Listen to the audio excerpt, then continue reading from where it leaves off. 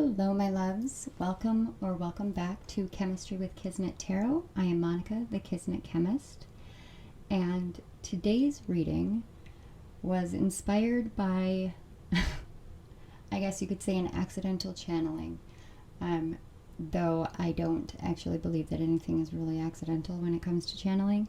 However, I was sitting and doing a reflection tarot spread for myself. I was doing some journaling, and I knew the words that I wanted to say, and I knew what it pertained to, but those were not the words that came out on the page. And it gave me pause, and I stepped back and I went, well, what is this? Because that doesn't make any sense for the context of the sentence I was writing or the context of the reflection I was doing. And I became aware of a group of guides that wanted to bring forth messages regarding divine timing. I was trying to write the words common ground versus divine timing, but divine timing is what came out. I was not going to tell you what I was planning on writing, but something felt right about it, so that may be a message for some of you. You may be struggling with finding common ground with spirit, with your guides, with the universe, with your life, with the people in your life, whatever it is. Whatever it is that's going on in your life right now, a key factor of it is divine timing. And so we're going to talk about it, and I again, I don't understand why, but this is one of those moments where, you know, every instinct of mine is to automatically grab tarot and then to use oracle cards as supplement. And every urge that I had to grab tarot cards today, I got this almost massive energetic resistance to it, and I had to really overcome my own natural instincts and allow myself to be led. So this reading is going to be straight or strictly oracle card reading, and we're just going to see what comes up. There are 3 piles to choose from, 3 cards, each one with a signifier stone, and they are going to discuss whatever pertains to divine timing in your life, whether that is something that you are focusing on heavily or something that you are not aware of. Whatever it is, I am just going to leave myself open so your guides can step in and help me channel forth these messages for you. So I'm going to give you guys a few minutes. You can look over the cards. I was guided to cover up the actual words on the cards, so I'm going to respect that of your guides, but I will tell you a little bit about the stones. So in the first pile here, the stone that I put on it is actually one I don't know what it is. However, I know it comes from a beach on the Alaskan ocean coast. And so it has a lot of imbued water and earth energy, but it has a very pure grounding feeling to it. On pile 2, I have a Super 7 crystal, which is a high frequency crystal of the amethyst family. However, it contains 7 different crystals in one. And then on pile 3, I have green aventurine, and that is a tumbled polished stone. So I'm going to go ahead and give you guys the time that you need to look over the cards, look at the stones, whichever one calls to you. If you're called to more than one, you may have messages in more than one pile. I do want to give this disclaimer before we move forward. I do want to encourage you to be discerning and take only the messages that resonate and fit within your circumstances and your life and your emotions for right now. Leave all the rest to whoever they belong to. But please don't take anything that does not belong to you. Okay, I will see you guys at your piles.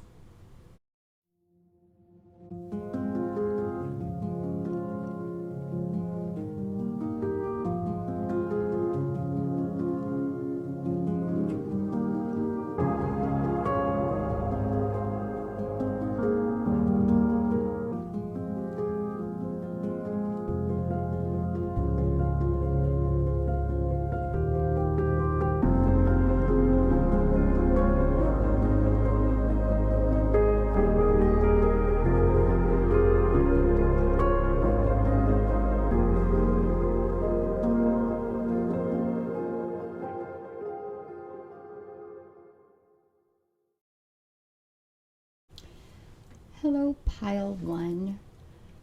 So before I even get into your messages, I want to tell you, as I was getting ready to say hello, pile one, I looked at the clock for what time it is right now. It just kind of pulled to me, and it was 3:03, and then as I looked to my camera timer, it was 0:33. So threes may be a very significant number for you right now.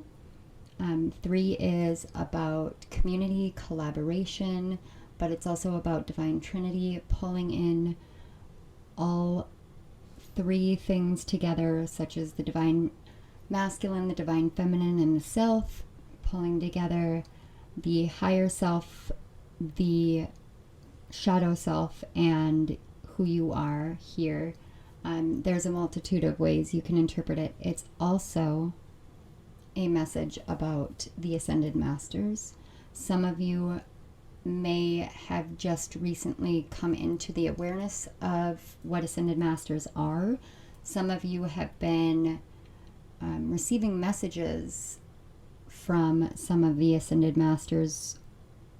I'm hearing Hilarion in particular for quite some time and not realizing it.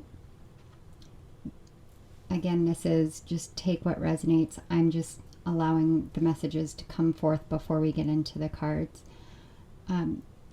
But there is this essence of you are literally surrounded by very high frequency angels, archangels, ascended masters as your guides right now, and they are here to help you. And as I'm looking at the card, all of these little bubbles with the stars in them are what I am seeing for you with your guides, with the Ascended Masters, with the Archangels, with a lot of your ancestors. They're all surrounding you right now, just like those. So the stone that you guys chose is, here we go. There we go. All right. It's just kind of one of your run-of-the-mills. I almost want to say it's like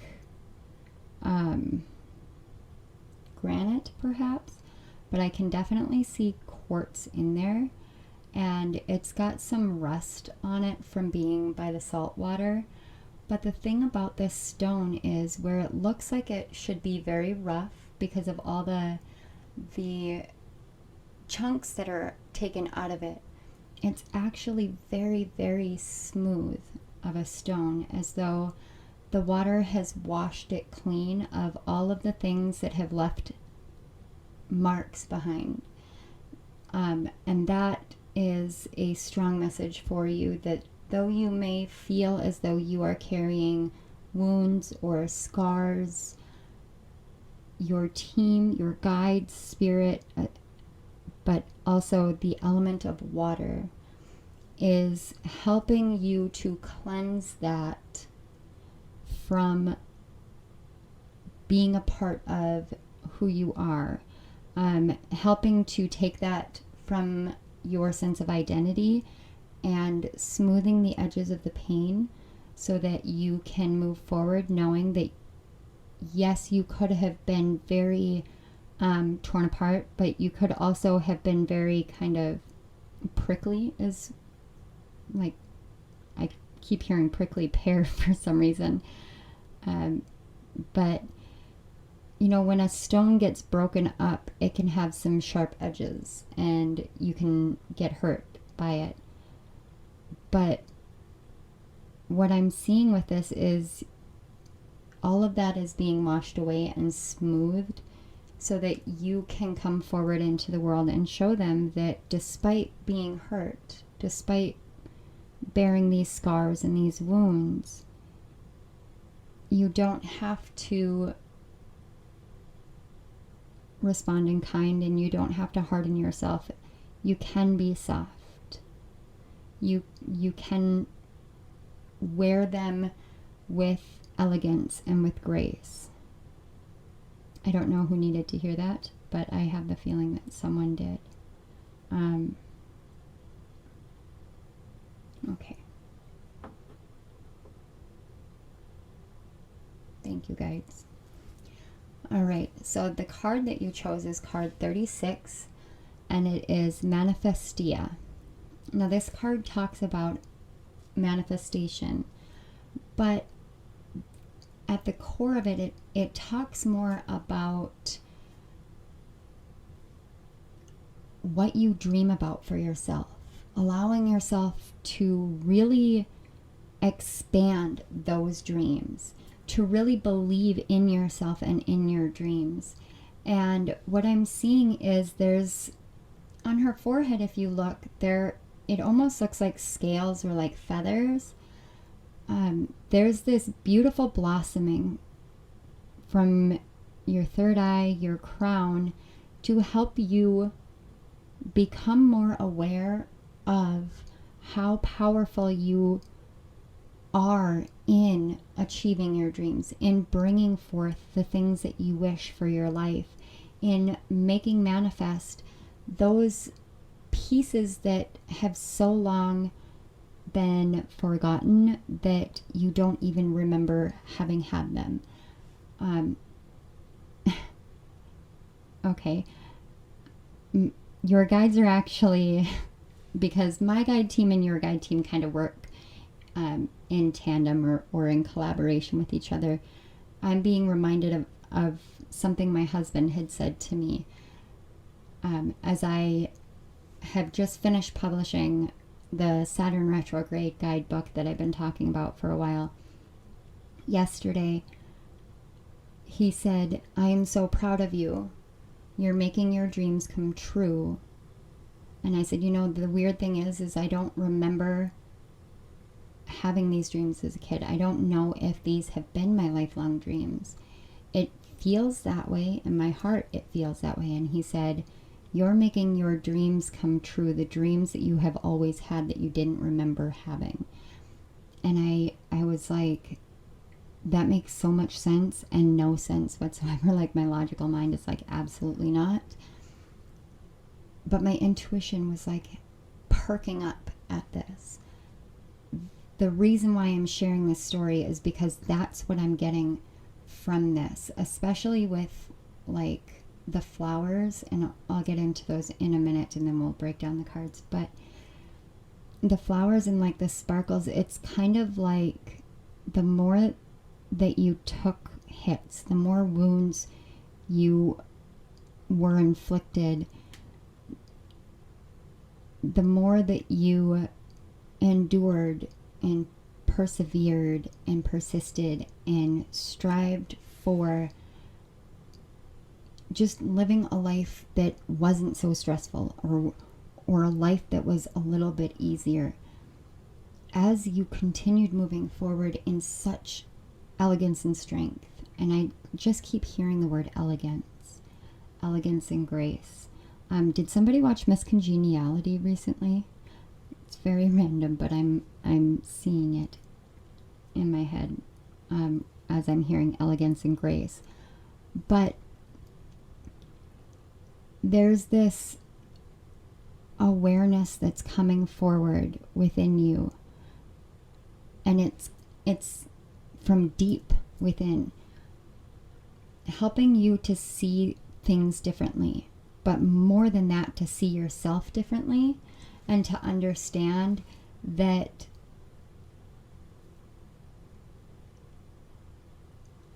I apologize for pausing. I just had a message come in that is going to veer us completely off. Sort of completely off. What I just heard is small bits and pieces. It comes in small bits and pieces. So you're learning that the things that you dream about and daydream about or visualize or desire to bring into your life have begun coming in small bits and pieces. Have some of you been having deja vu? Those are energetic kind of confirmation moments that, yes, you dreamed this. Yes, you brought this into existence. So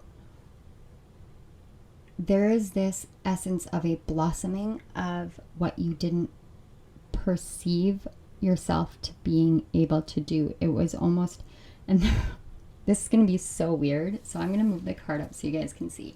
But if you look at this flower here, it's like a kiwi green, and with all the little lines around it, I think those are signifiers for like I don't remember the pieces of the flower, but like the middle part that the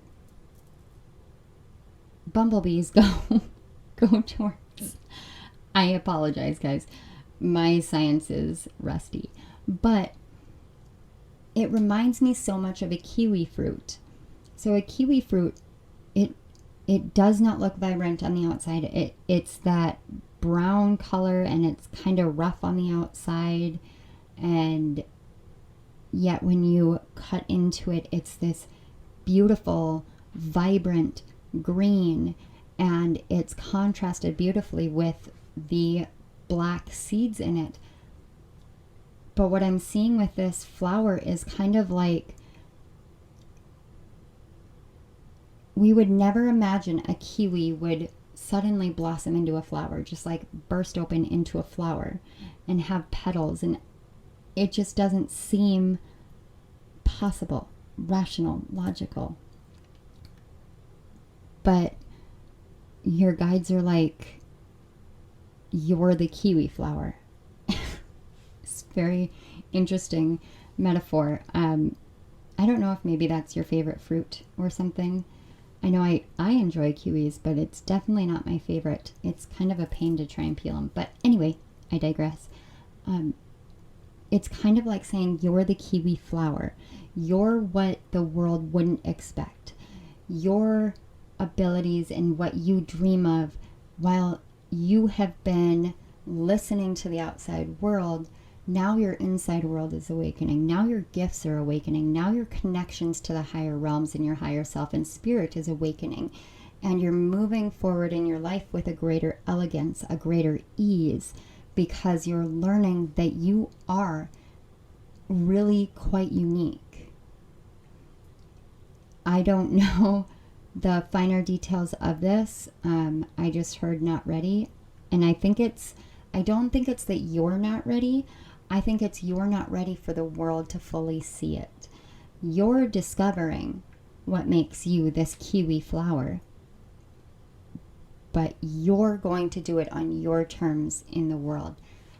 This Manifestia card talks about awakening and opening to a greater dream and to greater possibility and greater faith in oneself and the ability to make these things happen in your life.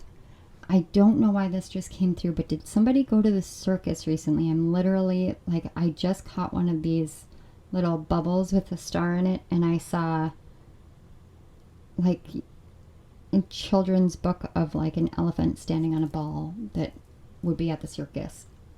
Again, the images I'm getting are very random, but I trust that if I see it and it's something I'm supposed to bring up, because if you have just read a children's book with that in it, or you've seen a picture of that recently, rest assured that this is the truth, and you can accept this part about yourself. You are that unique.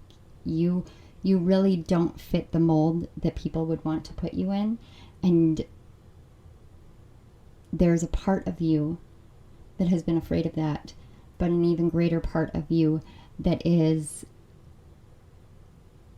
I just feel this like excitement, like this overwhelming excitement and happiness all of a sudden.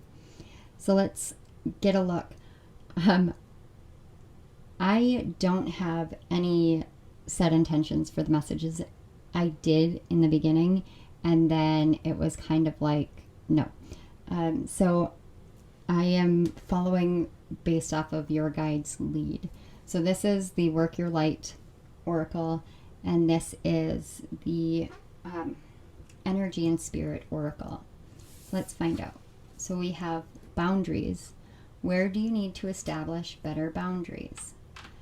Again, and we have the same kind of imagery with this almost like awakening flower, but I definitely understand what this is saying, and we have actually talked about it. And then number 6, up from the depths and releasing difficulty. Yes. Okay. Number 1, your guides are definitely saying, okay, this, you know, like I said, there's something deep within you that's coming out now. The more that you release this belief that it's going to be a challenge, that it's going to be this hustle, this grind, this marathon of struggle and strife, the more whatever it is that's awakening within you will come up, because it won't be nearly as difficult.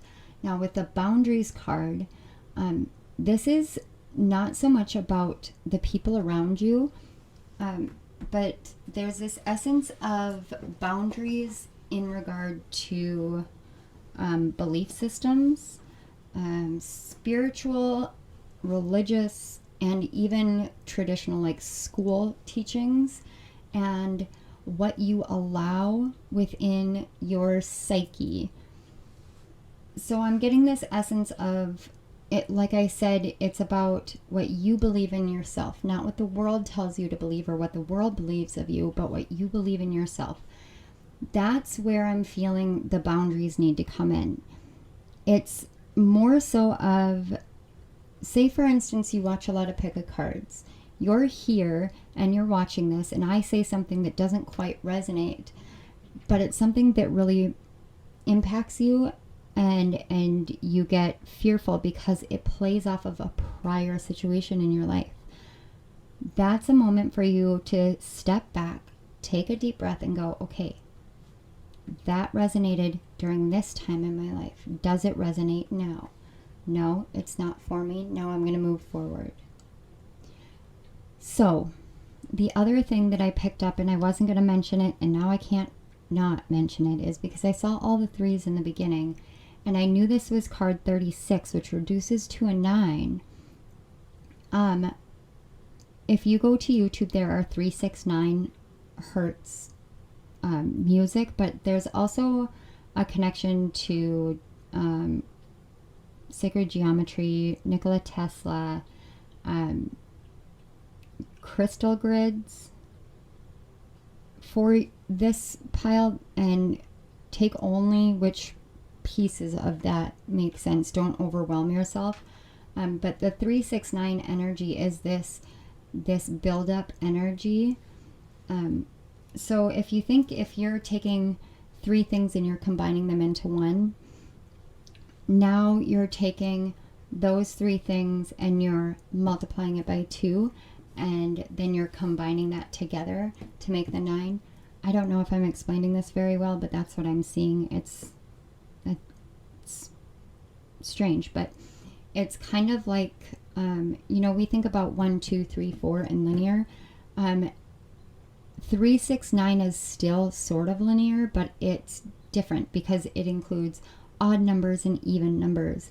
It multiplies, or you add 3 every time. So you're adding more collaboration, you're adding more community every time. It exponentially increases as you move forward, but each and every one move together, and you're balancing all the energies together completely. There's something, if you look into those three numbers together, even any derivative, because I know that 639 and 963 are also solfeggio frequencies that correspond to chakras. And I believe that 369 corresponds, or 396 corresponds to chakras as well. But that is something that you can take out of this if you feel called to, and find out which chakras are correlated to those numbers, and listen to them in the order that you feel is right, because what that will do is help rebalance the chakras that are out of balance from what the outside world has been telling you, but also what you've been allowing in your outside world to come into your inner world. So let's just get a little bit more guidance. I know this is supposed to be about divine timing. I literally just got like the quickest message about divine timing, and then was told, okay, just keep focusing on the cards, which is fine by me. What I heard was, it will come in the time that you believe it will. And then stop doubting. And this is not me calling you out. I struggle with it too. So we have the card 37 and cycles. Are you guys working on manifesting with the moon cycles? Oh, something else. I have tattoos on my arms. And this one is literally the moon cycles tattooed on my arm. But it has a quote from Dumbledore, Albus Dumbledore from Harry Potter, and it says, "The ones that love us never really leave us." Maybe some of you are afraid to take the next step in your life because you're afraid of what will fall away or who will fall away. But those that love you will stay. Those that you love will stay. Don't base perception on moving forward on what the outside world tells you. Please go to your guides first. And then we have the card 47 with individuality and Zoe. And both of these cards, 37 reduces to a 10, which reduces to a 1. 47 reduces to an 11. So this is you taking the leadership role, you taking that step forward. It's so weird. I love these cards. I love the books that they come from. They're from the House of Night books. And Zoe Redbird she's a teenager, and she gets chosen essentially to be like a living goddess, and she has to deal with being a teenager and a vampire and all of that, and being special and being different and being unique, being outside the norm, which is exactly what we were talking about here with the flower and the correlation to you. But this, I've never noticed the redbird in this, but what I'm seeing here with the redbird is the heart chakra of the redbird is literally like shining forth, shining light outward from the heart. And what I'm picking up from that is your heart, it's like your heart is ready to take flight because it's learned how to blend with your root chakra. That's so cool. How did you do that? Let me know in the comments. I'm curious because that just sounds amazing to me. But it's also about, the songbird that sings. Let yourself speak out. I'm almost getting the sense of like there's something different it's just something different. There's something unique, whether it's speaking or singing or something. Somebody wants to learn how to fly. This is your confirmation. Yes, that is a path for you. Check into your local flight schools. That's interesting. But it's kind of like let your heart soar when you are thinking about your manifestations. Let your heart soar into the realms of what you didn't believe was possible. Free yourself from the boundaries of limitation. Spread your wings. Free yourself from the boundaries of limitations. But remember that the outside world does not dictate what flight path you take. You dictate your flight path. This is a very, very interesting energy and message. So we have the card 22 with intention. And again, we've got an owl on here. And then the card 45 with sad embrace. Okay. Yep, that makes sense. And again, this reduces to a 9. With the 2 9s falling, I do... And yeah, on the back of the deck, we have the card 18 with magic stream. And then 47 with sacred pool. Man, you guys with the numbers, 30 with making a choice, and then 33 with peaks of joy. I'm going to put these away now because, wow. But, yeah, what I'm picking up is this sad embrace part. Oh, I've never noticed. She's got like a net around her. If you start feeling out of the norm for you, like all of a sudden your emotions just take a deep dive, think about what you've been consuming as far as listening to. Don't go too overboard on it. I'm thinking more along the lines of, is there anybody in your day-to-day life that is in this kind of energy? Do you feel as though you're caught in a net of someone else is making almost, yeah, it's like you got tripped up on something, but it wasn't your intention. Like, it wasn't your intention. There is a part of you that will always feel a sense of sadness. It's because of the depths of your love.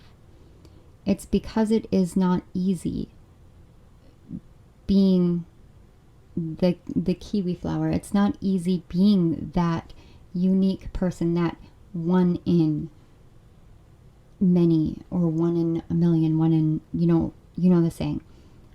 It's not easy being that until you choose to embrace yourself and let it be easy. And it's okay to feel sad, that it feels like there are people who don't understand, or it feels like whenever somebody understands, they come in, they understand for a short amount of time, and then it's over, and then everything changes again. It's okay to feel that way. It is literally 3:30 on my clock. It is 63 degrees, which reduces to a 9. Are you guys like number people? Because I just looked over at my clock briefly, and numbers are just popping out like crazy. Maybe some of you want to look into numerology. Alternately, check into your astrology chart and the 9th house in your astrology chart right now. That may be significant. But with this intention card, it's like you... Okay, when I look at it, I'm seeing this owl that's sitting on this massive egg up on a pedestal. If you have set an intention recently, there is a part of you that is actually feeling quite sad because you think that you set an intention that was bigger than you. Like, who am I to do this? But what catches me the most is actually the dandelion head. So you can have a lot of dandelions all over your yard, and if they're yellow, it's no big deal. You just, do whatever you want to do. If you want to pull them up from the roots or spray them or whatever, I have no judgment. But the white ones, you have to be careful with, because with the white ones, when you hit it, it scatters the seeds everywhere, and then they just start growing up and growing and growing and spreading and spreading and spreading. And so this is telling me that you may feel as though your one intention is bigger than you, and you're sitting there nursing this one intention. Simultaneously, your guides are like, yeah, but what more? Yeah, but what else? And every time that you have allowed yourself to dream a little bit bigger and a little bit bigger, those seeds are scattering. The things that you do scatter seeds. Nothing is bigger than you. So stand true to the intention that you have for your life, and don't waver from what anyone else says, including me. All right, let's find out what astrology cards, see if you guys have any messages from the stars before we close this up. You guys have so much capability, so much potential, so much coming. There's just this small wavering that involves you accepting yourself. In the next moon cycle, which we're having a full moon, what I'm hearing is a suggestion to release and embrace. So release the fear, the worry, the sadness that you have around becoming your full self for who you used to be, or fear of how other people are going to take it. Release any of those doubts or fears or worries, and simultaneously set the intention to embrace you. Nothing more, nothing less. Just embracing who you are, embracing the fullness of you. There's just something there. Take that if you so choose. That the choice is definitely yours. And I just saw 3113 on my clock, 3s and 1s, and of course we've got 22, which is a master builder number. And the only reason why I heard that is because you are building something, and you are the master of what you're building. Nobody else could build it for you. All right, so let's get just a couple astrology cards. All right, we have Capricorn. Talk about master builder. Absolutely. Are you guys dominated by Pluto? Is Pluto very strong in your chart? Capricorn, obviously sun, moon, rising, but I'm getting more, this Pluto transit through Capricorn may be deeply affecting you, impacting you. Capricorn may be in your 11th house. And then we have Vesta and the 9th house. I picked up the 9th house. Thank you, Spirit. Okay. Vesta and Capricorn is a unique and very interesting combination, but you combine that with the 9th house. The 9th house is all about philosophy and higher beliefs. So what this is telling me is Capricorn is a very misunderstood sign. Capricorn is the sea goat. It is both a goat and a fish.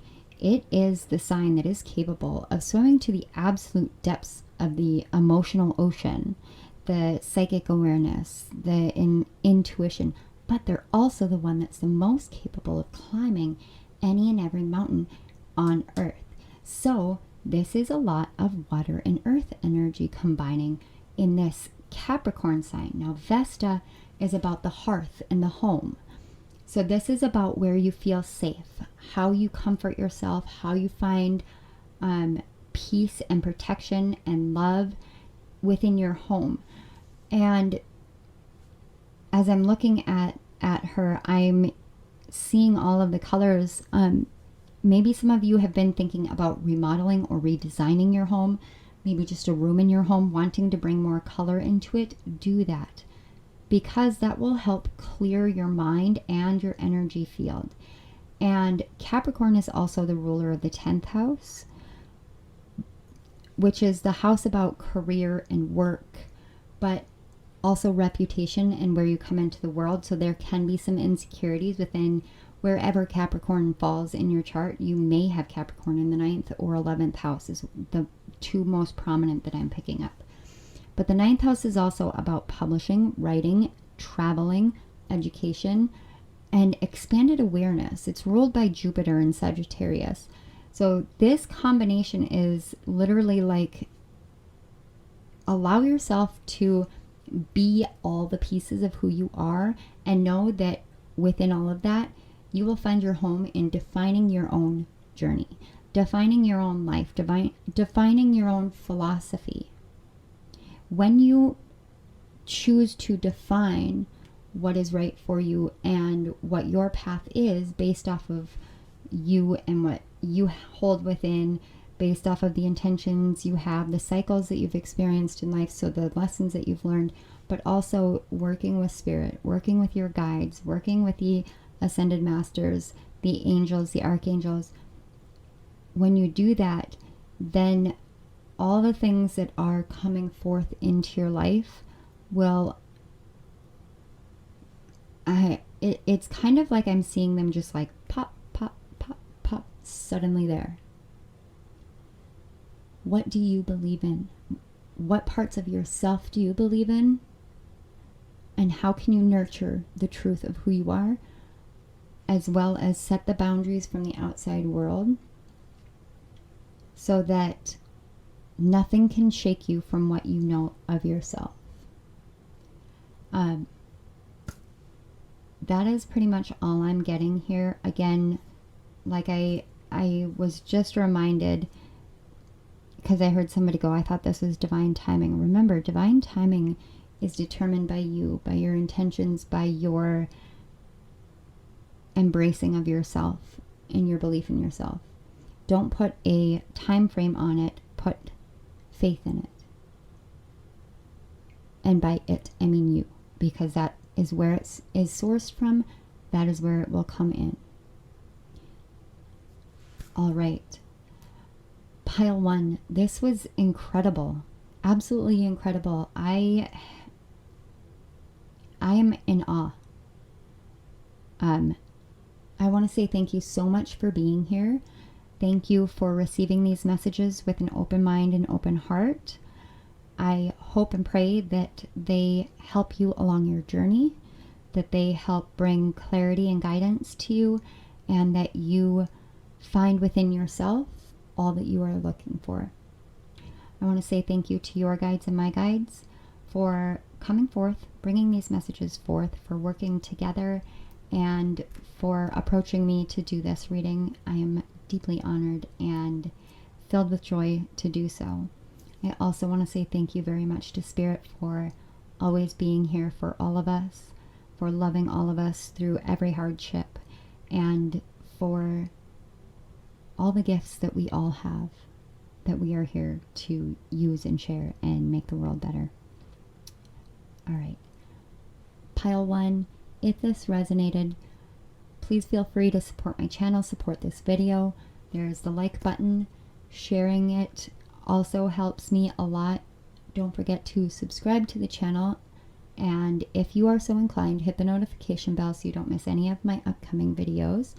And if you're interested in Pluto, Saturn retrogrades, if you're deeply impacted by either of these two planets, I do have the 2 retrograde books out. I believe Saturn's is done publishing today. It is available on Amazon. My author page is linked on Amazon. Down below, there are also links to my programs, or to my program, as well as links to donate and or book a personal reading with me. So I want to say thank you again one more time for being here. Please go ahead, check out those links, and let me know in the comments how this resonated, if it helped, or you just want to acknowledge that it impacted without saying anything personal. Just say kiwi flower. All right. Thank you again. I will see you guys all next video. Bye.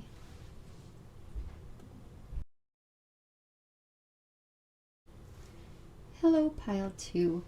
If you chose the second card in the second stone, you chose the Super 7 crystal. And Super 7s are also called melody stones. And they carry this overwhelmingly profound energy. It's almost hard to describe the kind of energy they carry. And that is very similar to your energy. It's just kind of on a different, I don't want to say frequency, I don't want to say wavelength. It carries its own unique tune. When you think of melody, in music you have, excuse me, you have the dissonance, you've got the harmony, but then you have the melody. And it's like you carry an essential, a crucial piece within you for quite literally everything and everyone around you. But you also can have a tendency to pick up a lot from around you. One of the qualities of the Super 7 is it helps you to connect to the collective. You may be someone who identifies as a light worker, a starseed, a healer, a psychic. You may be a card reader. You don't have to be any of these things for this pile to be yours. But if you have felt pulled towards a spiritual calling, I get the essence that you may be struggling with discerning which energies and emotions are yours and which energies and emotions you're picking up from the collective. The Super 7 can help with that because it also amplifies your own emotions. So it will help you see what you're actually feeling within. And once you get that cleared out of your energy, you can find it much easier to discern the difference between the two. With your pile, I get a lot of hesitancy. There's this kind of essence of wanting to take a step back, but not knowing what to do if you take a step back. That's very interesting.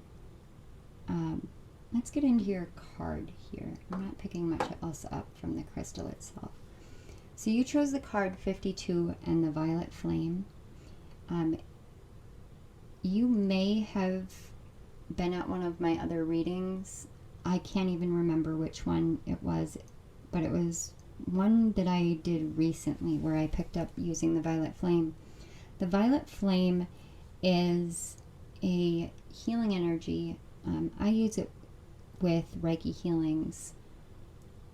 I use Archangel Zadkiel is who I call out to help me with the violet flame. And funnily enough, before I even shuffled the cards, I was clearing the energy in the area. And I called to Archangel Zadkiel to bring forth the violet flame and cleanse the area very clearly. So the violet flame is a high frequency cleansing. And fire is used for purification and clarification and clearing a lot of the times. It's also the energy of passion. I've never picked this up before with the violet flame ever. This is very unique, but I'm getting this image of you downloading into your crown chakra a new passion, like a new psychic passion, a new intuitive passion. I can't even fathom what it would be. I'm not getting any imagery or hearing anything about it. However, I did notice as I was looking at this card that she's got what looks like a wand, but it's just kind of pointing down, and there's this swirling, this vortex. Oh, okay, thank you. You may be awakening to a gift for not quite time travel, but like past life, being able to tap into past lives in a very unique way to yourself.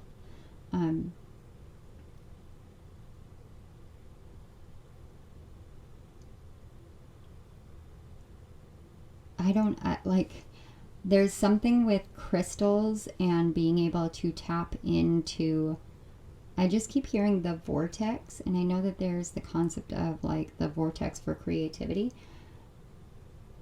but there's something with past lives in this as well. Some of you may identify as earth angels, that I'm picking up really strongly. Star seeds, in particular from Sirius, and I heard Pleiades, Andromedan. I don't know much about this specificities or the specifics of star seeds, but those are just the words that I was hearing. But with this card, I'm going to show you. The other piles were not like this. With this card, you can see that there's this bordering. It's almost like there's this sense of a very narrowed direct channel coming in for you. However, there is a need for clearing of something. I don't know if it's in your mental field. It could be in your emotional field. It could be in regards to your interactions with the outside world. But there is something where you have this direct connection to source. Like you are seriously connected. Because this eye, like, it's like you're harnessing divine vision and transforming it into some sort of passion. And all of that is running directly from your crown chakra, which, wow. Just, wow. Are you guys a life path 7?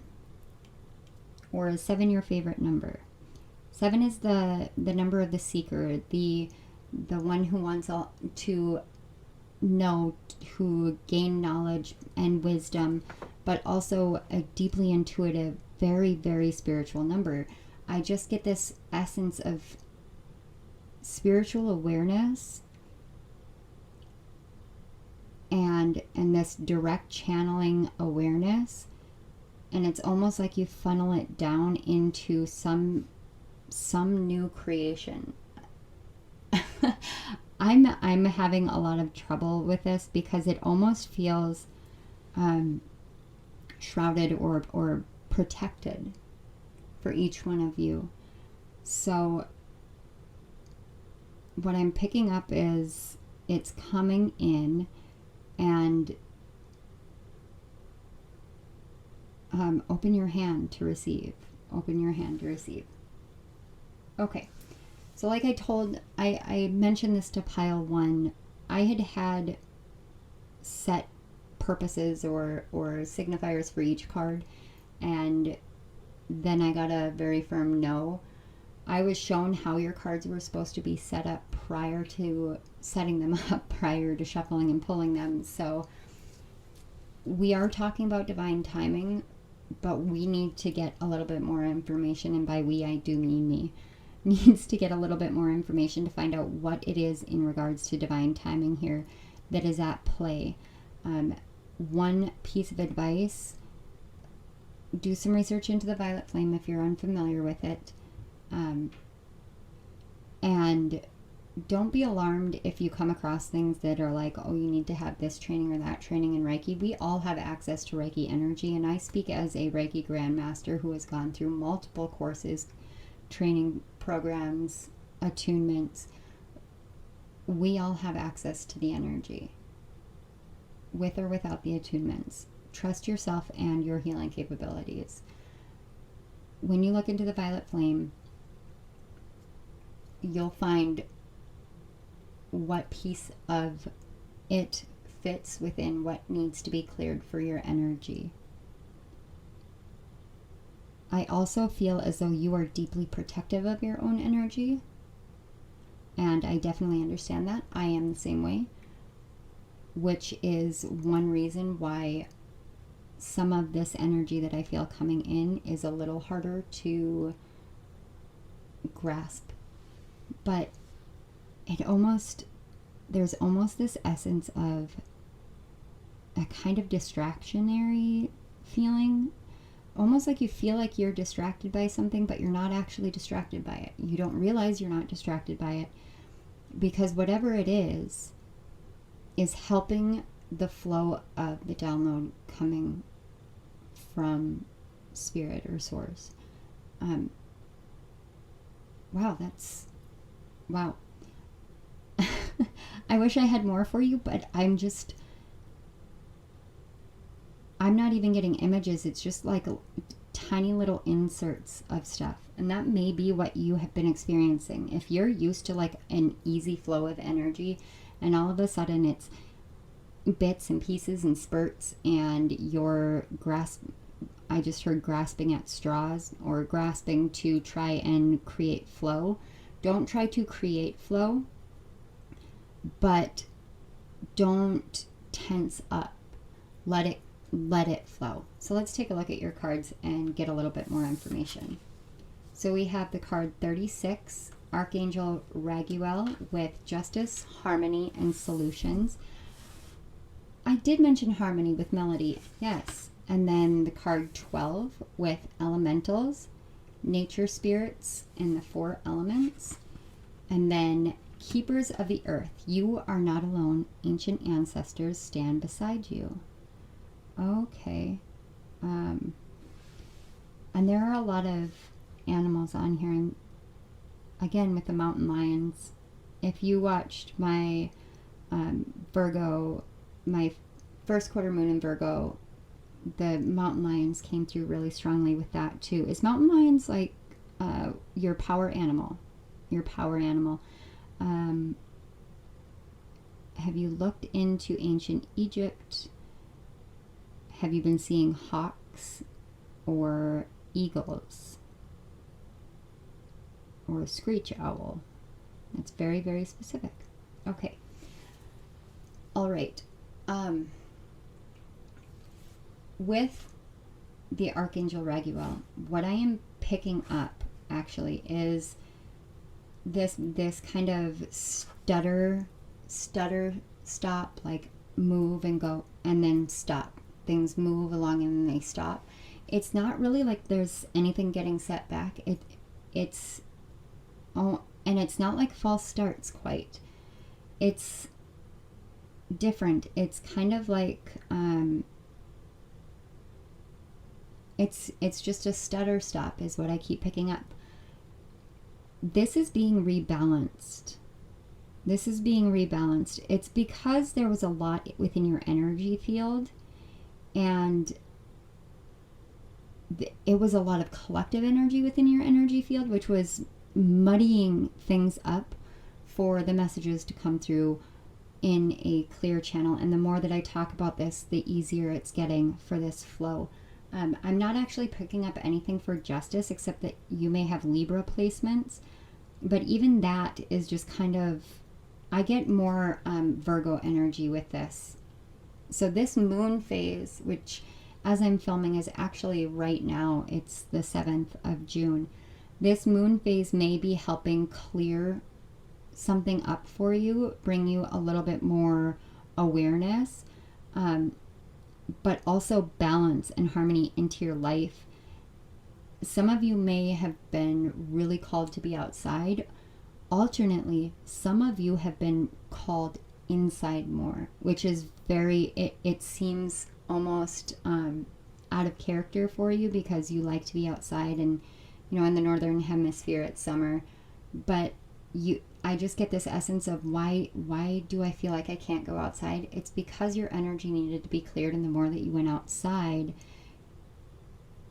it actually didn't help. Maybe you live in a city or a town where you're around a lot of people. It just, your energy has become more sensitive, and you're getting more in touch with the actual earth. And so, yeah, I just keep picking up, like, cleanse it, clear it, cleanse it, clear it, cleanse it, clear it. And when you do that, you'll be able to get back out the way that you like to be out. It just takes a little bit of time. But there's something trying to be downloaded. What I just heard is don't force it. This is where divine timing comes into play. So I'm seeing a lot of summer and into late summer, early fall area. And take that as it resonates for whenever you come across this video, and for whatever hemisphere you live in. That is what I'm picking up with this. I don't know what it is that you're asking about divine timing for, or what divine timing you're looking into, whether you're trying to manifest something, or that something, like some of you just know something's on the way, you don't know what, but you know it's on the way, and you're just like, well, when is it going to get here? Others of you, this is saying that if you do the clearing now, it's kind of like you're going to be able to come out a lot faster. So there's a lot of leeway here. There's a lot of solutions here, but it all depends on you and clearing your energy. So if you are a reader and you do normal cleanses, like for me, I do Palo Santo and sage cleanses, but sometimes it is more about, like, the physical act of cleaning your house cleanses your energy and the energy around you. Running a vacuum across a room can help clear that energy. And the more that you do that, the easier you get into the flow, and then you're able to understand what it is that's going on. That is especially important right now, because what I just picked up, it is based off of this, you are not alone. And the borders of this card is like, you almost feel, I don't want to say boxed in, but narrowed in a way that you're not used to. It's as though you can't move in the directions you want to. You can't keep flowing in the direction you have been.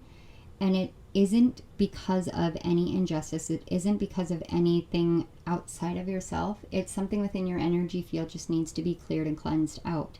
Because when you do a lot of readings, or when you are doing a lot of spiritual work, you do come into contact with a lot of extra energy. And some of that energy has a tendency to linger, especially when it is something that you resonate with deeply. So say you're doing a reading for someone, and the emotions that they're working through are something that are very resonant with you because it's something you've gone through. That is something that actually can pull up some latent emotions that haven't been healed and need to now be healed. Or it can just be so reminiscent of something that was so strong within your heart and your mind and your life that you just need to do like another layer of cleansing. And I don't know what that layer is. It's going to be different for everyone, as I always say, but it's going to depend on what you do for cleansing, and then do an additional type of cleansing on top of that. And I just heard don't overcomplicate it. So to me that says that you guys are similar to how I can get about things, and you get kind of in your head. Yeah, I'm picking up a similar message but not the same as pile 1. I don't think that you guys are connected at all, because the energy just feels completely different. But, and I may be wrong, you know, you guys can let me know. But a lot of what I'm picking up has to do with the energy of the upcoming full moon. And I'm trying to think, I believe it falls in Sagittarius. Or did we just have that? No, it's a Sagittarius super full moon next week. All right, so let's just get a little bit more information here.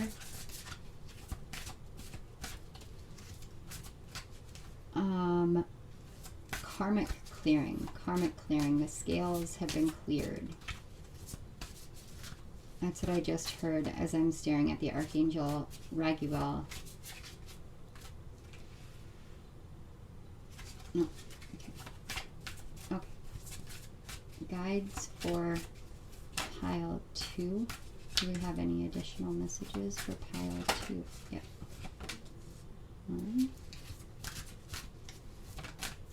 There. Yeah. There's just something kind of tough in your energy. It doesn't feel like resistance. It just feels a little tough. On the back, and I'm not going to leave this out, but we've got the card 7 with the High Priestess of Spirit. So you definitely carried the energy of healers, mystics, shamans is what I just heard, tarot readers, oracle readers. And again, there's that 7 there. So we've got the card 36 with differences, and look, we've got 2 36s here too. Wow. And the card 50 with the moon. Again, picking up a full moon.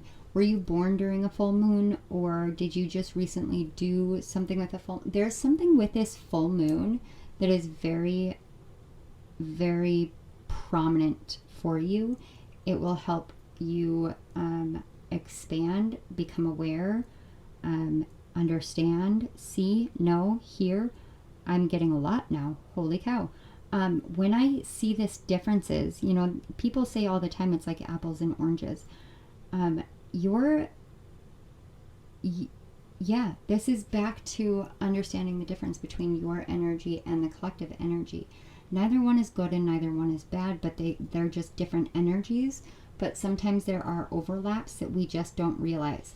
And with these cards both being the card 36, what I'm getting here is that is, like I said, where that imbalance is, where that kind of dissonance or disharmony is, and that is being helped and cleared and cleansed. You can actually call on Archangel Raguel to help you bring that back into a balanced harmony within you. Do you have a black cat as a pet? I know back in you know, ancient times, they used to believe that black cats were bad luck. I don't subscribe to that. I have a black cat familiar. Her name is Winifred. She's, you know, my boss. She tells me what to do. But some of you may have black cats or 2 black cats, and some of you may be drawn to white cats, a cat with green eyes, a green eye and a blue eye. Someone may have a kitten cross their path. It may be white with black stripe down its neck with a green eye and a blue eye. That's very, very specific, but I literally saw someone walking, like I didn't see the person, I just saw their feet walking, and then I saw the cat. Just as though you're like walking down the sidewalk and there's just this cat there, and just you guys look at each other, and it's almost as though you guys understand each other all of a sudden, and you've never actually fully done that with anything outside of your own pets, is what I just heard. But there's something changing within your awareness, within what you are able to communicate with what you're able to connect to. And the more that you cleanse this out, the easier it'll become. There's a lot of moon energy. 45 with sad embrace. This is a collective energy right now. I apologize. I did not mean to knock my microphone. But this sad embrace is definitely a collective energy right now that is being helped with kind of disentangling it. She's got this net across her that's kind of holding her down. It could be a dress, but to me it looks like a net that she got trapped in this net. And we can often feel that way, like we're trapped in sadness, and even when we don't have an explanation for it, And I think for you guys, that is why I picked up so strongly that the correlation to the resonant reading. It's almost as if you're carrying around sadness that isn't your own. Like you embraced someone else's sadness so that you could help them, or just because it just reminded you so much of you, of an earlier version of you, of your life. But they are different energies. You just aren't able to fully realize that or able to see that. They are different energies. And now I'm picking up that, you know, the moon in tarot is, they say it's a card of illusion, but when it is fully illuminated in the sky, it really awakens our awareness to what we contain within us. I always think of the moon as like where our soul enters in, where our soul shines in the chart, where our soul shines in our life. So you may feel as though you're not seeing things clearly, or that you are in this energy or this emotion that just doesn't feel right. It's because it's not quite yours. It's resonant, but not yours. And you have to look for the differences in order to find the illusion. Oh, wow, that's really crazy. And then we've got another card, 7, with Into the Unknown. Wow. Okay, yeah.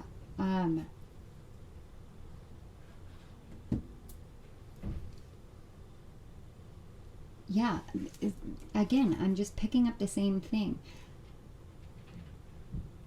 Where you're heading right now, or where you're stepping forth into, you may not see, if you're clairvoyant, you may not see quite the same way, or there's just something here where it's like a cleansing is going to happen, and then you're going to be popped right back into the unknown. But I don't feel like that, like you have any trepidation about it. It's almost as if you're like, can I please go back into the unknown? It's almost like that's become your comfort area. And right now, you just can't seem to get into the magic, feel the magic of things. I was picking up some energy from you guys about moldavite. If any of you have moldavite, that stone can be very addicting. I know that I wear moldavite, but I go through phases in which I have to take mine off. And just recently I had to take mine off and cleanse it in like salt water for like a month. It's a very powerful stone, but it's important to make sure that you know how it's impacting you, and don't be afraid to take it off. It's not going to set you back. It's not going to undo anything. But sometimes when you jump into the unknown and you aren't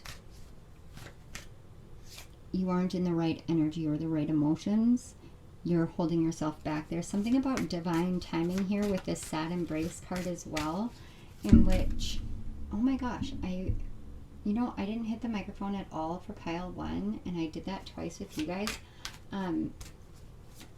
I actually think that that's more of a lack of awareness kind of thing, because I don't realize, the distance between me and the microphone.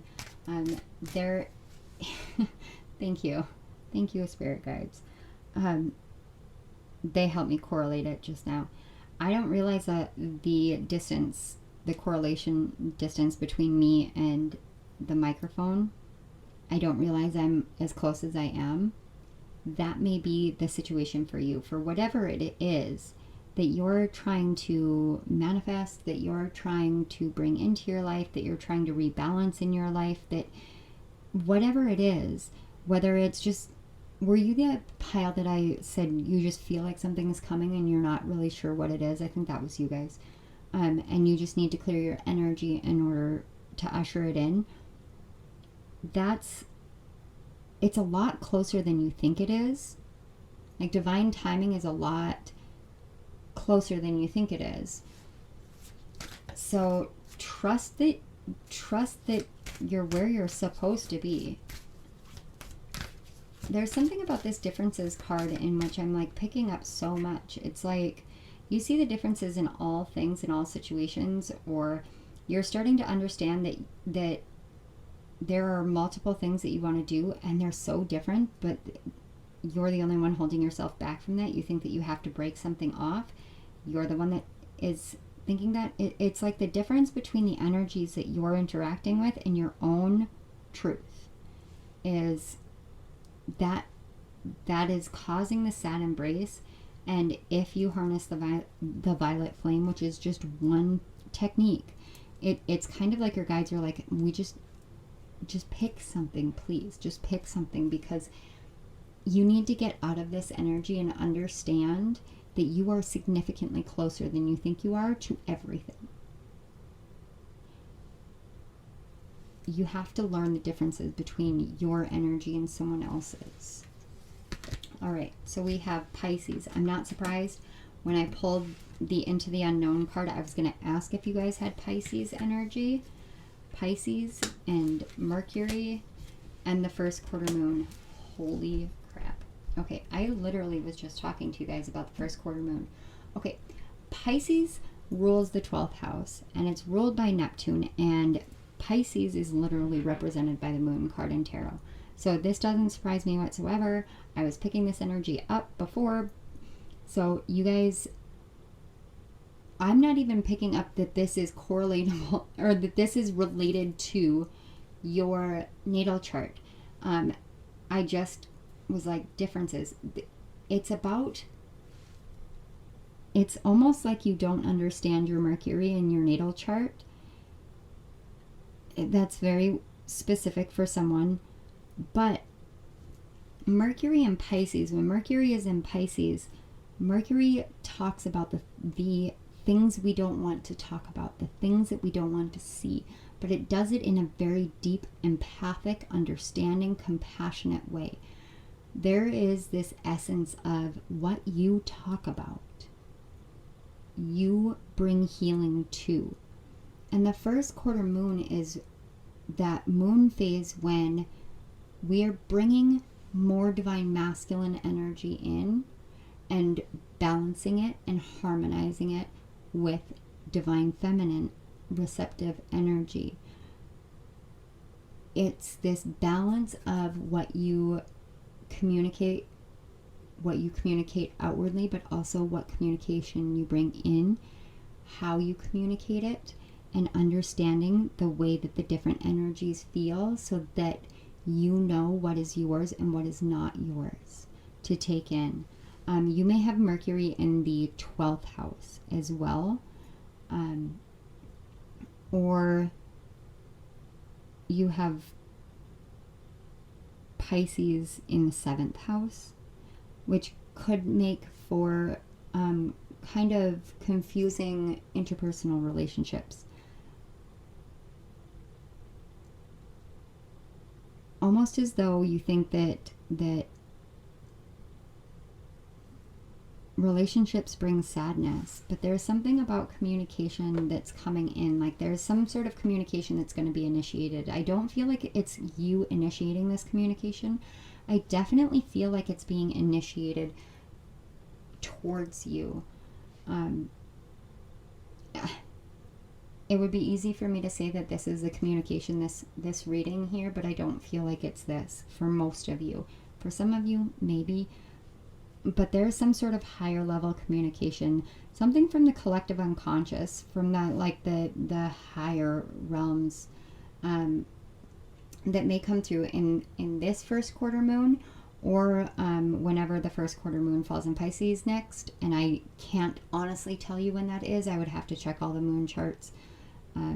But I'd venture a guess at probably during Virgo season-ish. If that. I can't guarantee that. But I was picking up Virgo energy for you guys, wasn't I? Was that this? It might have been the last pile. See? And there's a difference. There's a lot here. There's a lot here about communication. But it's learning there's a lot of learning to differentiate or discern. I don't like using discern with you guys. I don't know why, but with you guys, I really don't like using the word discern or discernment. It's recognizing, back to the melody and the harmony. It's recognizing the different tunes or songs or pitches in the communication style. So, for instance, if you are a clairaudient, such as myself, my ears ring incessantly. Now, I will hear ringing on one side over the other that is way higher. I will hear, sometimes I'll hear like, almost like TV fuzz, like white noise. Sometimes it sounds like Morse code. It's very strange. But it's different styles of communication coming in. Learning how to discern what the different styles are will help you to understand what communication is coming in for you and what communication is coming in for you to share with others. I just get this overwhelming sense that you guys are readers in this in this pile. I get that overwhelming sense. I also want to let you know that we have 45, which reduces to a 9, 36 and 36 both reduce to a 9. And I don't want to deal with any of the other numbers, just because those numbers specifically are ending numbers. It's like the last surge, the last battle, the last hurdle, the last piece of the puzzle, the last clearing, the last cleansing.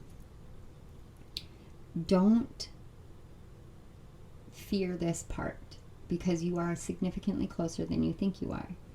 Don't fear this part. This is the part in which you clear everything out and you learn in like vast quantities things that you were pseudo aware of, but now are just flooding into you.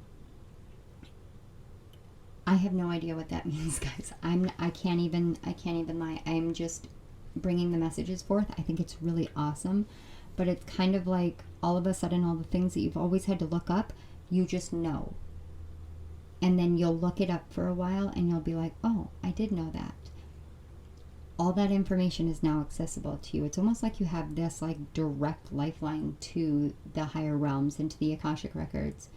Whatever it is, there's just a tiny, tiny bit of clearing that I can feel that's left. And the more open you are to cleansing and clearing it and knowing that you're just about there, you're just about there. And whatever it is, I have the feeling that the moon cycles have something to do with it. We are in the first quarter moon cycle right now as I'm filming. The next moon cycle is literally the full moon, which is on this card. There is something there, and a full moon here. So there is definitely something there with the next full moon. So between now and that full moon is going to be a crucial time for you with all of this. Spend extra time clearing and cleansing. Give yourself a break. Rest if you need to rest. Don't beat yourself up if you have to do that. Trust yourself, because you're learning a lot right now and you're learning a lot of it energetically. But whatever it is, I just feel this rapid change is coming, this rapid change. So when you engage in this clearing and this cleansing, that rapid change will progress even faster. I am not seeing or hearing anything else, pile 2. I want to say thank you so much for being here. Thank you for enduring everything that you've endured. Thank you for doing what you do for the collective. Thank you for doing what you do for yourself. I think that you guys think or feel as though you're not seen and not known and not heard. I don't know why, but that's just a feeling that I am getting really strongly. And I want to let you know that I am thankful for you. So I hope and pray that you find all the joy and the peace that you are seeking, that you find the comfort and protection all around you, and that you learn what it is that the moon cycles, or this first quarter moon and the moon Mercury, is teaching you. And know that this sad embrace, this energy, this emotion is a passing one, but it is also a collective one. So take heart at that. You are learning a lot and you are important in this world. So thank you for being here. I want to say thank you to your guides and my guides for working together, for bringing these messages forth. And I also want to say thank you so much to Spirit for the gifts bestowed upon all of us, for the blessings in this world, for the blessing of this world, and for the blessing of the life we get to live and the joys that we get to experience. Thank you. Pile number 2, if this resonated, please hit the like button, share it, and support my channel. You can hit the notification button and subscribe to the channel. And please let me know down in the comments section below how you're doing, how the cleansing went, if you have heard of the violet flame, or just a small piece of information or just a notion, so we can touch base. I get a little worried about my viewers, but that's just because I'm such a deep empath and I love you guys so much. But I would love to hear from you. Down in the description box below, you will find links to all of my books on my Amazon author page, as well as links to my program and to donations, as well as booking a personal reading if you are interested in that. So I want to say thank you one more time and keep going. You're almost there. So I will see you all at my next reading. I love you, Pile 2. You are amazing. Bye.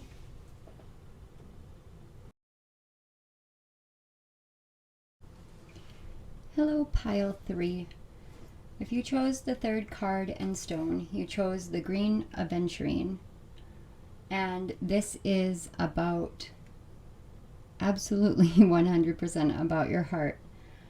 But more than that, it's about living from the heart, living through the heart. You chose the card 20 with Beyond the Mind.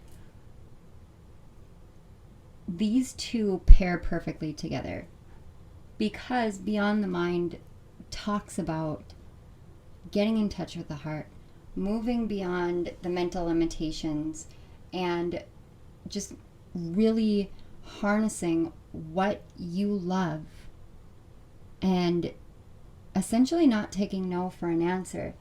Some of you may have been feeling as though your mind has been completely and utterly cloudy, just kind of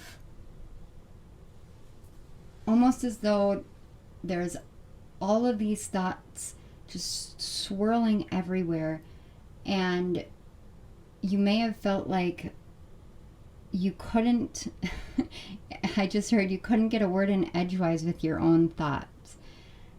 When this happens, there is this deep calling to understand that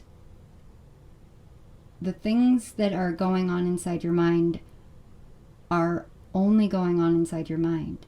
So when you are able to sit down and take a few deep breaths and really get in touch with your heart and with spirit and with your higher self, that clutter, that cloudiness, the fogginess that has been seemingly keeping you from taking the next steps forward and moving forward becomes crystal clear in the fact that it's just noise. It's just noise. Any kind of insecurity or doubt or sense of low self-esteem, all of that can be negated when you really get in touch with who you are and understand that you're at the helm, or you're in control here. Your mind doesn't control you. And this is not about positive affirmations. This is about understanding that there are times where everything in life can seem very chaotic, and our minds can swirl with all the possibilities of what could be. And not all of those things that go through our mind are going to be positive. Especially for someone, if you have anxiety or are recovering from trauma or have gone through trauma and are trying to heal that, the mind naturally shifts into worst case scenario. But when you do that, it's a defense mechanism in order to prepare yourself for what could happen. What I'm hearing from your guides is they've been trying to help you understand that you're being prepared to start contemplating the best case scenario and utilizing that same reaction to prepare yourself for the best thing that could happen, the best thing to come into your life. It's kind of like if you knew that you would be fully supported by the universe, if you knew that what you were going to do would be an instant success, what wouldn't you do? What wouldn't you, or how would you prepare yourself for that, instead of saying, well, if this doesn't fail, or if this fails, then I have to do this. If this doesn't work, then I have to do this. Think about it in this way. If this works, then I can do this next. If this works, then I can do that next. And I just got a huge, overwhelming sense of deja vu again. This keeps happening with my readings. It's amazing. I love it. It is so invigorating for me. But this is literally saying, like, prepare yourself for victory. Prepare yourself for a win. Prepare yourself for success. Keep that in your mind, because that will take you out of that mental hamster wheel and move you beyond the mind. There is so much more than what our logical minds can comprehend in the world. And if you allow yourself to tap into all those things and to trust in those things that your mind just can't make sense of. It's kind of like I came here and planned to pull cards, and it didn't make sense to me to do it the way that I'm doing it, but it's what I felt led to do. So I am following what my intuition tells me, I'm following what my heart tells me, and I am negating all of the, well, I'm a tarot reader, like blah, blah, blah. That's all well and good, but I also read oracle cards. It's that kind of mentality. It's like coming up against a hurdle. When you're running track and you come up against a hurdle, you can either leap over it, or you can choose to use the form that they teach you. I don't even need to explain it. It's just kind of like you choose how you want to jump over the hurdle, but know that you're going to jump over the hurdle. Once you know you're going to jump over the hurdle, then you prepare yourself to make that jump, to take that leap, to do that thing. So when you feel like you know what you want to do and you know where you want to go, and your mind is like, but what if, or yeah, except this, or what if this happens?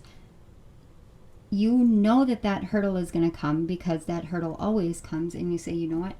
I did this before. I'm going to do this again. This is where I'm going to go. I'm going to leap over this. And the more that you keep yourself doing that, the more that you move into a state of flow of knowing that these hurdles are going to come, and then just gracefully jumping over them, instead of being caught and trapped in the constant mental cycles. Let's take a look at your cards and get a little bit more information. Like I've mentioned this in the other piles as well. I know that the main theme of this is about divine timing. For the most part, I'm not getting a whole lot of insight into what divine timing like in the context of your specific situation is. It's more about how you can get where you're aiming by understanding how to work with the divine timing. If in a way, yeah.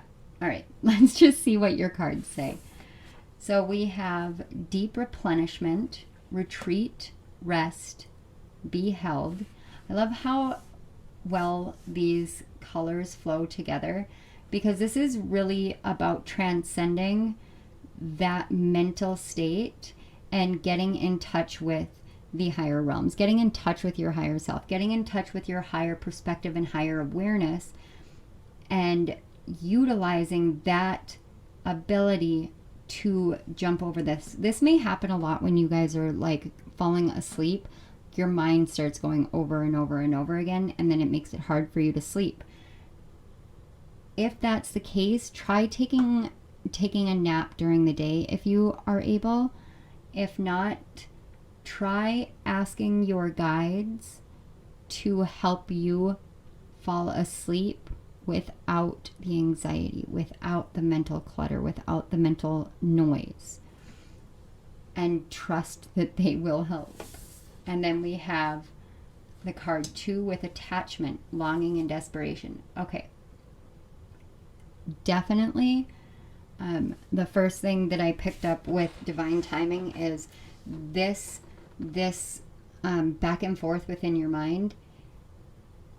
While it definitely feels like it's something that you don't have full control over, it's almost as though your mind has a mind of its own, so to speak.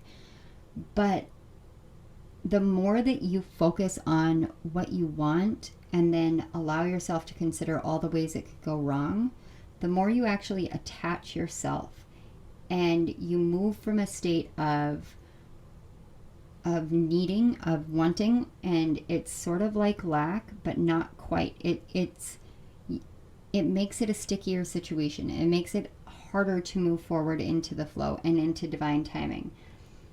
You want things to happen, and I get the feeling that you've actually kind of let go of the part where you're trying to dictate how it happens or anything like that, but now you're in a state of when.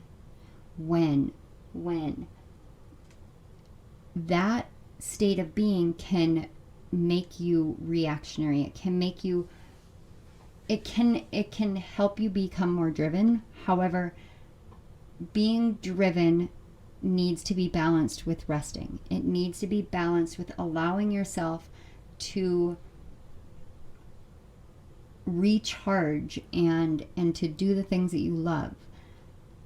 It can be hard to see that at times, but if you allow yourself to rest, if you allow yourself to be rejuvenated, if you allow your guides and spirit in to fill you, the mental chatter slows down and you have an easier time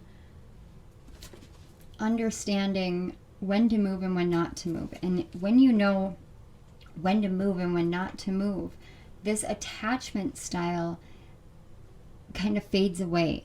And it's almost as though you get, same with the hurdle. I'm still seeing the hurdle, but now with this card, I'm seeing it run, and then you get caught in this web. And it's like a mental web, and you have to break your way through and cut your way through. But what if you could just eliminate the web automatically by jumping over it when you jump over the hurdle? That way you know that it's coming. So you say, okay, I've done this, and this, and I know if I keep pushing myself forward, I'm going to hit the web. So I'm going to take a step back and I'm going to do something for myself. I'm going to take a bath. I'm going to meditate. I'm going to go for a walk. I'm going to get out of the situation or the environment that I'm in that makes me feel like I need to keep going, and I'm going to shift my energy. I'm going to recharge my energy, and then I'm just going to jump over that so I can keep moving forward. there's this essence of learning a balance between going and stopping, and knowing that it's okay.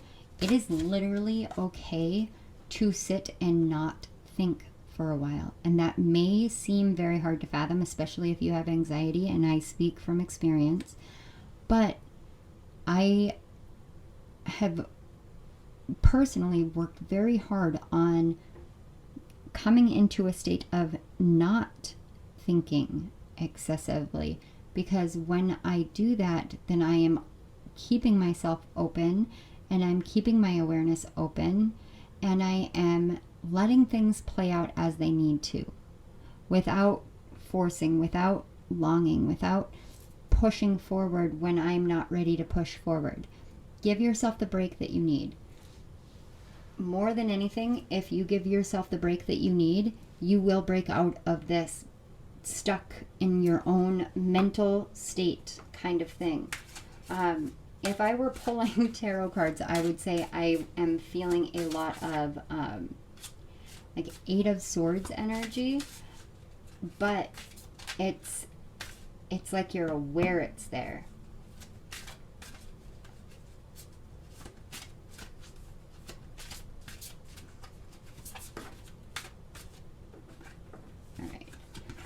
We have card 42 with confidence, and the card 1 with the fledgling. Okay, that makes a lot more sense. Thank you, Spirit and Spirit guides. Okay, so the confidence card, it talks, and this is the House of Night tarot deck, it talks about an ancient vampire priestess who withdrew from the world and set up her, essentially her own world within the world, protected, because she did not like the way that the world was going. So she just withdrew and did her thing. But when she was called back into the world, because she had trained the warriors and it was time for a war and whatever, when she was called back into it, she had to harness every essence of confidence that she had within herself to rejoin what she had already withdrawn herself from. Now, that is just the story of the card itself. With the fledgling here, it's what I'm getting is there's something that you want to start, but you feel like you don't know enough, or you don't have experience enough, or you're just kind of new at it. But your soul knows the way forward. Your soul knows the information. Your soul has done this before. And because of that, if you can tap into your heart, you can extract yourself from that mental clutter, get into your heart, and you'll see that even if in this life you're doing something brand new for you, you're doing something you've never done before, it's not the first time your soul has done it. It's not the first time you have experienced this on a spiritual level. So if you can understand that within your energy and within your mind even, you can easier transition into your heart to overcome this feeling like, I'm just a baby. I don't know what I'm doing. I don't have the resources I need. I don't have the wisdom. I don't have the letters behind my name. Whatever it is that your mind is telling you, you'll better be able to harness this confidence. And the card is literally shrouded in green light. It's literally harnessing the confidence of your actual heart in moving forward. And she's holding the reins of a horse, and horses spiritually are all about motion and movement forward. Wow, this just really wanted to come through. The card 16 with rescue. You know, this is actually very similar to what that vampire priestess lived like, just an island all on her own. You may feel as though you are literally living on an island all on your own, and it can feel as though you're seeking something or someone to rescue you, and you don't realize that if you feel as though you've been shuttered away from the world for a while, that's because you need to seek yourself and you need to let yourself rest. once that's done, understand that you don't need anyone else but yourself, and there is divine interaction at play a lot more than you realize. Whatever it is that you feel is stuck, that you feel like you have to rescue, or that you feel like you need to be rescued from, have the confidence to know that this isn't your first, I just heard, this isn't your first rodeo, this isn't your first trip around the sun. You don't need to be rescued from your own mind. You need to learn how to heal the mind. And you're not, I just heard you're not a baby. I don't know if somebody has like made you feel small for your thoughts, for your wisdom, for your gifts, or if something has just changed in your life and you feel like you can't move forward. It may feel new to begin with, but it really isn't. And with this rescue card, what I just picked up is the ways in which you would think about things are beginning to crumble away. And when that happens, your mind can actually cling to it a little bit harder for a duration of time. But you have already begun to understand this. You've already begun to see this. Excuse me. And your higher self is coming in to be like, okay, understand now that you're your rescuer. Have confidence and move forward, knowing that you're not doing anything wrong. You're not wrong about your thoughts, but your belief in yourself needs a shift.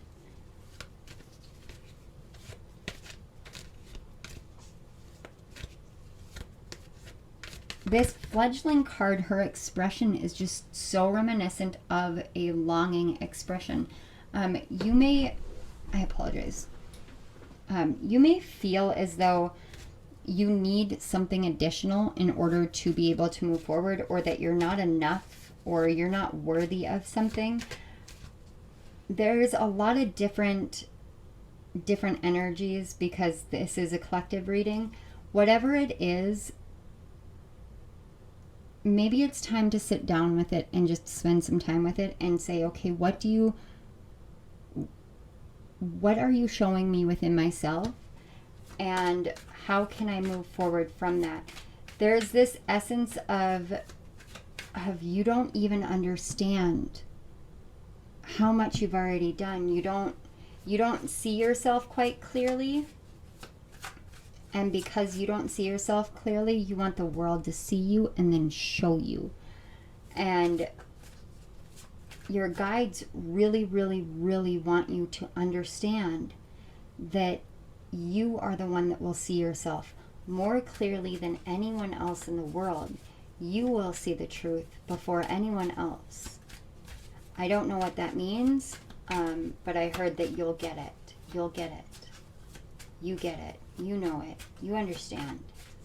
Now, the other thing with this attachment card is when a spider weaves its web, it is one of the strongest creations.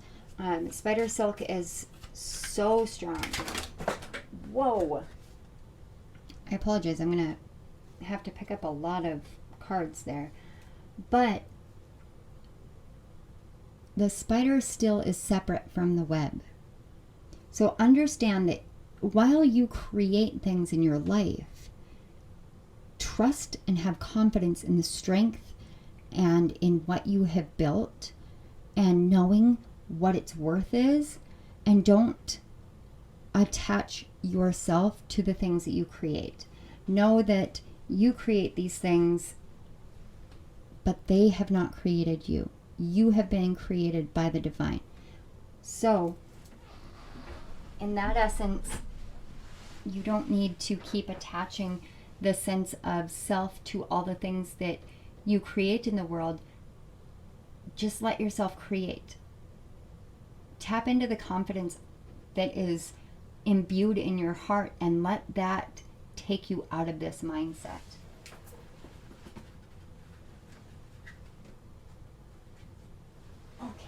I have now recovered all the cards.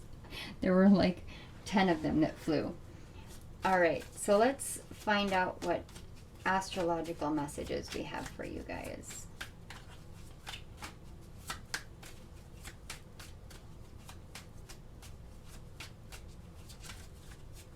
You know, there were like 10 cards that flew out.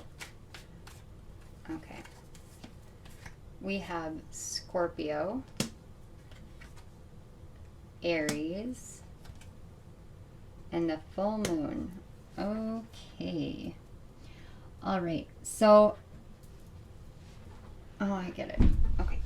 I apologize. I don't know. My area right now today is just kind of crammed more than normal. With this Scorpio card, so Scorpio right now, the South Node is moving through Scorpio. You may have thoughts and emotions and memories coming up from the time frames between 2012 and 2014 right now. Breaking those down and wondering about actions you took, things that you did, words that were said, actions you didn't take, and wondering how to get yourself out of that, because you may start to see the patterns of how you have sacrificed who you are for the sake of that. Scorpionic energy is a very, very, very fixed energy. It is a very fixed and very stubborn energy. Kind of like the mirror of Taurus energy, but it's more emotionally fixed. Scorpios have a hard time seeing beyond what they believe and what they know. And I know this because my daughter is a Scorpio, and like firm Scorpio energy. Like so much. But one of the pieces of fixed signs, so you may be a fixed sign as well. That would be Leo, Aquarius, Scorpio, and Taurus. One of the qualities of a fixed sign is this tendency to my way or the highway, and think that they have to go through everything the hardest way imaginable. Aries energy, on the other hand, is quite the opposite. Aries energy is the ruler of the first house. That's the house of self. It is the ram. It's fire energy. It's cardinal energy. It is the initiator. It is the go-getter. It is the I'm going to do this. I will blaze my path into the world and do this firmly, confidently, knowing what I'm doing. The full moon, when the full moon comes into illumination, the sun is literally shining on the moon, and those two are opposite each other in the chart. So there can be tension between your emotional side and your and the ego self, or the personality, the person that you are, that you shine into the world. I don't treat the ego as though it's a bad thing. We all need our ego. If we didn't have our ego, we would not be alive. It is the essence of who we are in this world. It's about healing it. That's another conversation for another time. But the full moon, when it's illuminated, it helps show the pieces of our emotions that are holding who we are back. So you may have experienced this huge like upheaval during the Scorpio full moon, which also happened to be the total lunar eclipse. And with that, it is helping awaken your sense of self, helping awaken your fire energy, your cardinal energy, your first house, or wherever it is that Aries sits in your chart, and your first house, because Aries rules the first house. So this is saying that this full moon phase that came before is helping you to become more of you.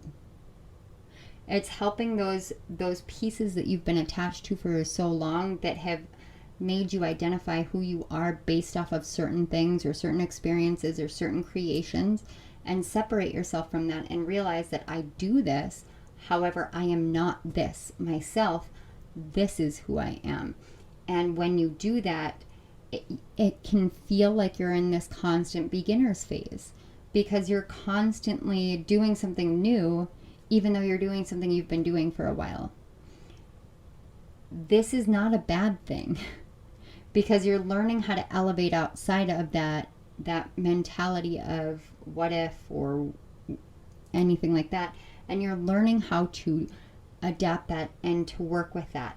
Now, as far as divine timing goes, whatever has transpired between Aries full moon and this Scorpio full moon has set a new time frame in motion. The Aries full moon happened, I believe it was in, it would have been during Libra season, so sometime in October of last year. I believe September, October area of last year. When that Aries full moon came, it helped to usher in a closing of you identifying yourself in a certain way. And when this Scorpio full moon just happened back in April, it really shattered and put you into like that transformational cycle to come out of it. Now, you may be feeling the energy starting to wane. You may be starting to understand all of this, and your guides just want you to know that you are on the timeline or the time frame or the direction that you're meant to take. You just have to allow yourself to find this balance between moving forward and resting, between what you create and who you are, and know that they aren't the same.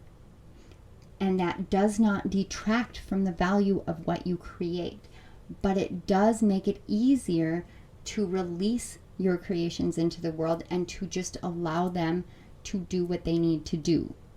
Because when you attach yourself to them, then you attach meaning to whether or not you have, if you are on social media, whether you have views, whether you have followers, whether you have sales, if you are an entrepreneur, whatever it is, whether you have some sort of reaction from the outside world, some sort of acceptance from the outside world, it ends up dictating how you feel about yourself because you have attached yourself to these things.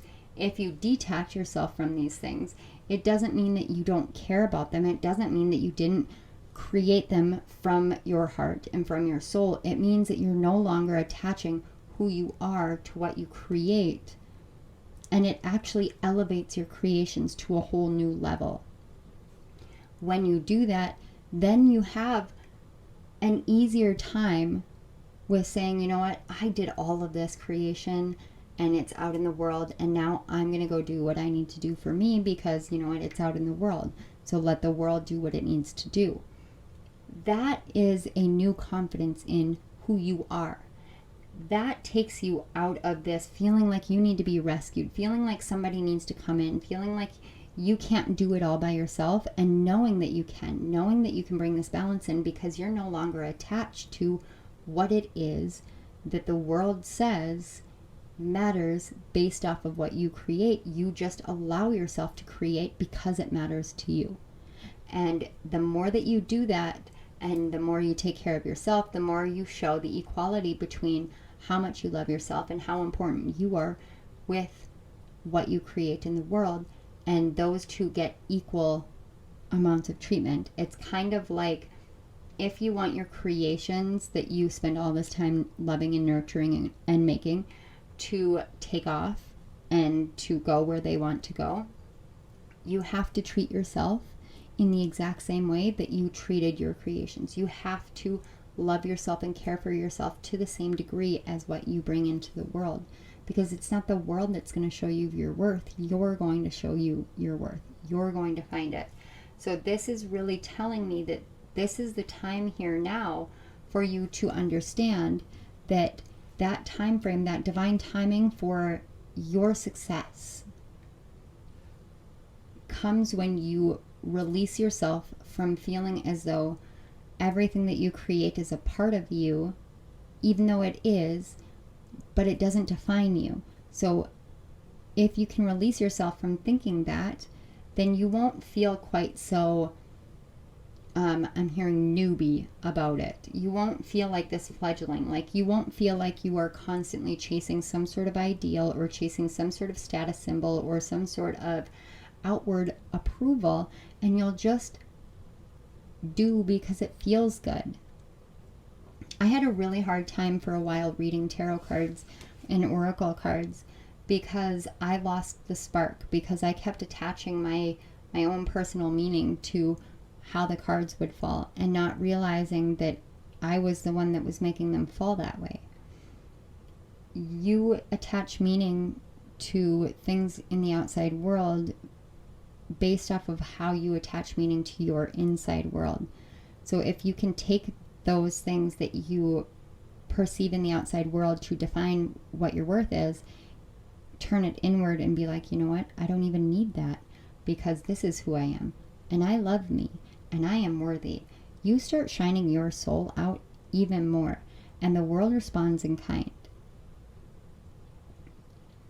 When it comes to divine timing for all of this,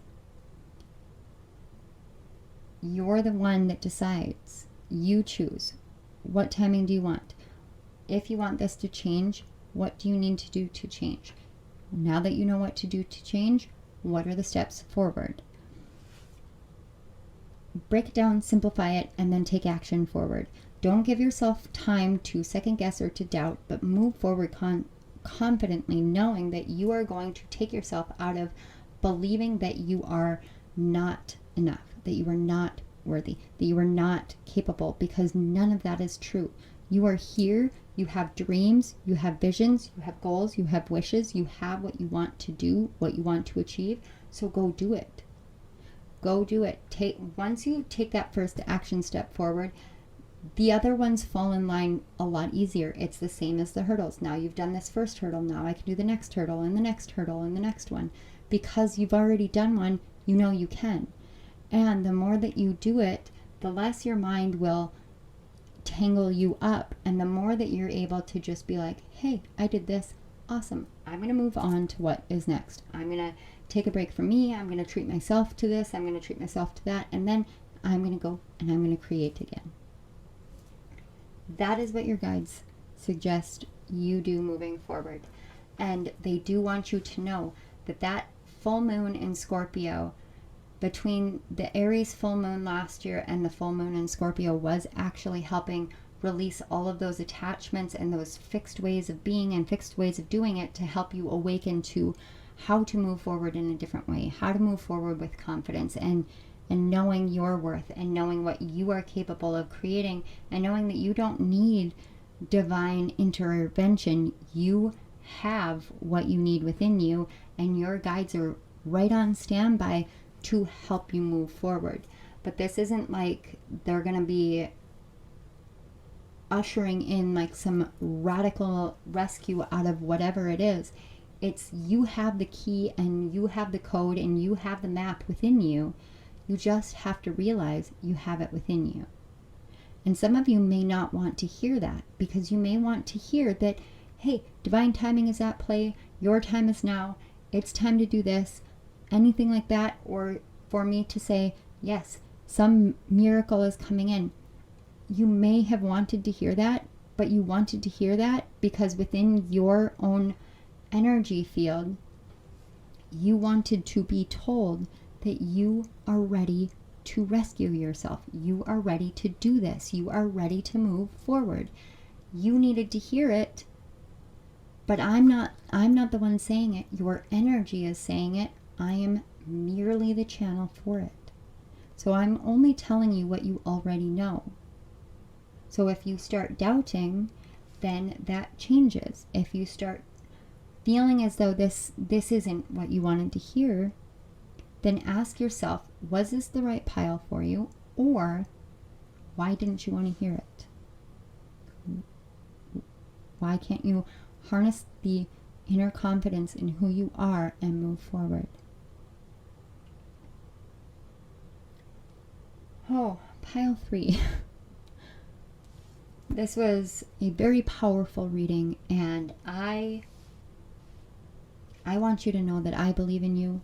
I can feel how much your guides believe in you, how much they have been trying to get you to understand that you just need to believe in yourself.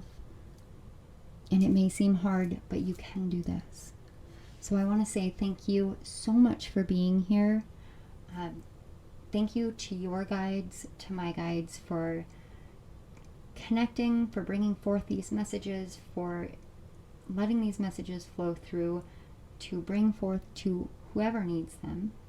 Thank you, Spirit, for all of the blessings you bestow upon us, for this life you bestow upon us, and for this world. Thank you.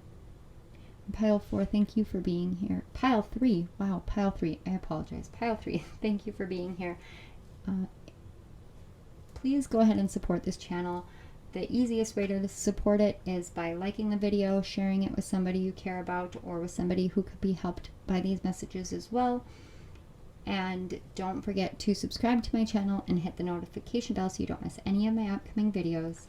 Down in the description box, you will find links to my author page on Amazon. It does have the Pluto Retrograde Guidebook 2022 is available.